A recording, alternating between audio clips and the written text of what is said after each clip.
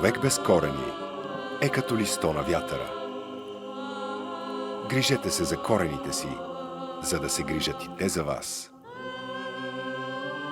Че корен нямаш ли, плод не връзваш.